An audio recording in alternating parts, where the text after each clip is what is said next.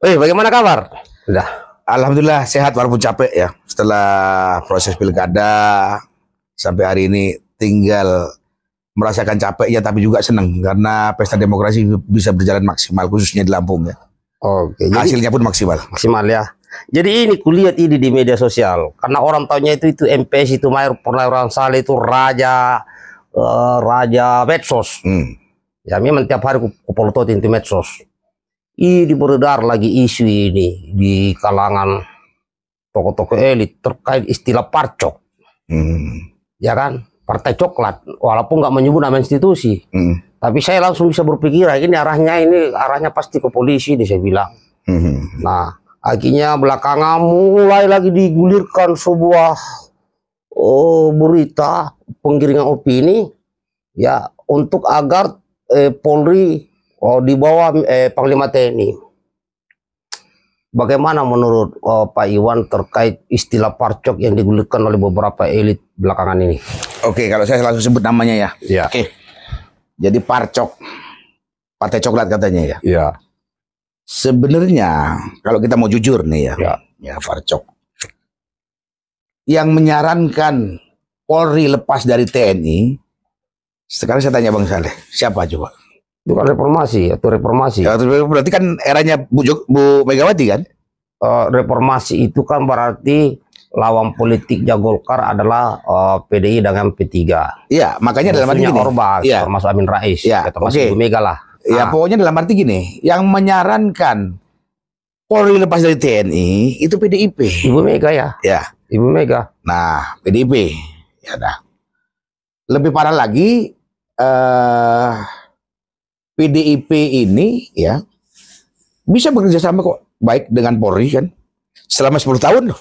Oh iya, bisa. Bisa kan? Betul. Disayung-sayungnya Polri kan? Iya. Nah, tapi kenapa ketika PDIP kalah dalam pilpres maupun pilkada, justru Polri yang jadi bulan-bulanan dan dijadikan kambing hitam? Oleh PDI? Oleh PDIP. Oleh Ibu Mega? Pokoknya PDIP lah ya, terutama sekjennya Bung Hasto sama Deddy Sitorus itu. Oh, Pak Hasto. Iya. Yang suka menangis. Ya iya.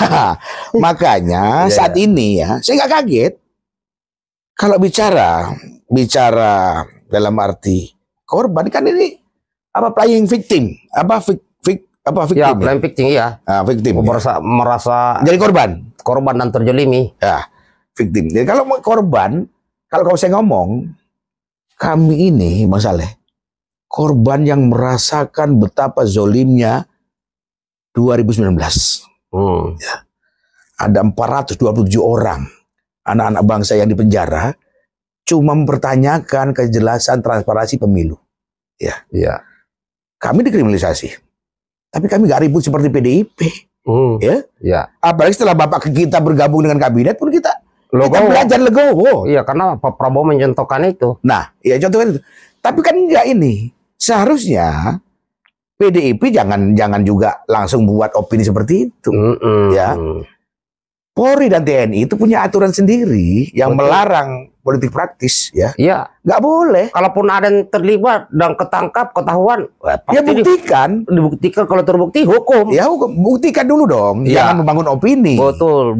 Ujung-ujungnya sekarang PDB menyarankan polisi dikembalikan di bawah TNI. Atau di bawah Kementerian Dalam Negeri. Berarti kan dia mau menjilat ludahnya sendiri. Nah, ya kan? Ya. Dulu yang kekeh memperjuangkan lepasnya Polri dari TNI itu Megawati dengan PDIP-nya. Betul. Sekarang yang komplain untuk mengembalikan Polri di bawah TNI juga mereka. Karena apa? Merasa tidak dibutuhkan lagi. Merasa tidak bisa kerjasama lagi. Ya? Nggak bisa di dunia manapun. Yang nggak bisa. Di dunia manapun nggak ada. Nggak ada polisi di foto. Secara doktrin dan tugas tupoksinya saja sudah beda. Iya, betul. Ya? Nggak bisa. Jadi biarkanlah Polri bekerja dengan profesional. Masalah di bawah kementerian mana tentunya Pak Prabowo lebih paham. Ya. Nah, kalaupun masalah menuduh Polri dan TNI tidak netral dalam pilkada kemarin, buktikan dulu. Buktikan. Kalau terbukti siapa pelakunya, yang jelas kalau ada memang terbukti itu melanggar aturan, yang dihukum itu oknum namanya. Yang jelas tidak ada perintah lah. Ya bagaimana? Mereka kalah, seharusnya introspeksi diri dong. Iya. Kenapa PDIP ditinggalkan oleh konstituennya? Ya karena kesombongan dan jumawanya pemimpin dari elit politik yang ada di PDIP. Yang paling parah itu waktu Presiden Jokowi dipanggil Ibu Mega, ya kayak diviralkan oleh Mbak Puan, seakan-akan Pak Jokowi ini murid Ibu Mega, ibu gurunya datang begitu begini. Saya bilang, Bu, ya malu bukan rakyat Indonesia, seluruh dunia menonton itu. Nah iya itulah. Nah, itu salah satu contoh. Itu namanya kecerobohan. Iya. Berarti begini, bagaimanapun, sejelek apapun, sebodoh apapun, yang katanya mereka kan, yang kata mereka, ya, yang tidak Pak suka. Jokowi ini kan bapaknya rakyat Indonesia. Betul. Presiden negara Republik Indonesia. Setuju. Kalau diperlakukan seperti itu, yang marah bukan cuma anak-anaknya Pak Jokowi, kita semua, tapi seluruh rakyat Indonesia. Maka imbasnya jangan coblos partai itu. Nah, itu terjadi kan. Seharusnya waktu Pilpres kalah kemarin, ya seharusnya introspeksi diri dong. Iya. Bukan malah melempar argumen yang menyudutkan Polri dan TNI. Itulah. Ya. Makanya ini adalah awal kehancuran untuk PDIP yang harusnya mereka segera introspeksi diri. Iya. Kalau 2029 mau naik lagi. Ya karena semua partai bagus. Nah. Semua partai bagus. Cuman kadang-kadang yang modah-kodai partai ini asal ngomong. Ya karena mereka sudah merasakan enaknya kekuasaan selama 10 tahun. 10 tahun. Mereka terlena. Bahwa kekuasaan itu ada batasnya. Iya. Ya. Kekuasaan itu ada batasnya. Kehebatan orang ada batasnya. Ya. Jangan berpikir rakyat ini bisa dibodohi terus. Betul. Ya sekarang begini aja. Bagaimana marahnya rakyat Jawa Tengah, masyarakat Jawa Tengah nih, atas hinaan yang dilakukan oleh Hasto maupun Deddy Sitorus nih. Yang mengatakan Jawa Tengah bukan lagi kandang banteng, tapi kandang bansos. Sekarang kandang banteng pindah ke Jakarta. Lupa bahwa Gubernur Jawa Tengah selama 10 tahun, 15 tahun dari Pak Bibit itu siapa? Orang mana? Iya. Partai mana? PDIP kan? Iya. Berarti pemimpin yang wakil dari PDIP yang tidak bisa membawa kemakmuran untuk Jawa Tengah. Ini namanya apa? Menepuk air dulang, terpecik muka sendiri. Nah itulah saya bilang, sudahlah ya PDIP, bagaimanapun Anda juga, kawan-kawan saya, saudara-saudara juga kita kan, ya. Sudah nggak usah cari kambing hitam, waktunya mawas diri, introspeksi diri, ya. Benahi semua yang salah, masih ada waktu. Ya. Jadi penekanan juga kepada sahabat rakyat Indonesia bahwa Pak Prabowo, presiden kita, bapak kita semua, ya, tidak pernah sedikit berpikir, ya, tidak pernah berpikir sedikit pun bahwa Polri akan dibawa oleh TNI.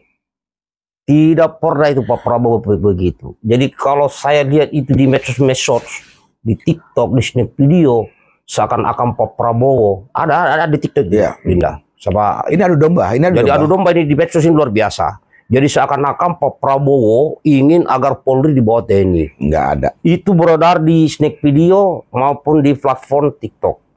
Nah, saya ingatkan saudaraku, para TikToker dan media sosial manapun, bahwa Pak Prabowo tidak pernah berpikir sedikit pun bahwa Polri akan dibawa TNI. Pak Prabowo malah berpikir bagaimana ke depan Polri dan TNI, termasuk rakyat Indonesia, terus berkembang kesejahteraannya, berkembang alutsistanya buat TNI, dan berkembang perlengkapannya dengan Polri. Semua termasuk kesejahteraan pribadinya. Itu Pak Prabowo. Jadi jangan termakan isu, ya, karena ini sudah mulai ini adu domba ini. Seakan-akan Pak Prabowo yang berbicara begitu, itu tidak. Itu hanya murni keluar dari partai PDIP. Ya. Kan begitu ya? Ya. Dan itu tidak ada kong kali kong antara Ibu Mega dengan Pak Prabowo, tidak ada kawan. Jadi kita tetap Polri dengan TNI sesuai dengan undang-undang yang berlaku saat ini memiliki tugas dan fungsi masing-masing. Ya. Oke? Jadi untuk rekan-rekan Polri tetap semangat, nggak usah terpengaruh opini publik. Laksanakan tugas pokok Anda, ya. Tidak ada, ya. Kami menginginkan untuk Polri di bawah TNI. Ya, tidak ada. Dunia pun nggak ada, di dunia pun nggak ada. Tidak ada. Ya. Jadi tetap semangat, bekerja seperti biasa, benahi lagi, ya, kita tunjukkan masyarakat bahwa Polri Indonesia adalah profesional, ya, bertanggung jawab, ya, dan bisa diandalkan. Oke, terakhir, sinergitas Polri TNI. TNI Polri didukung rakyat, Indonesia kuat menuju Indonesia emas 2045, mantap. Jangan korupsi. Nanti diinvestigasi. Oke.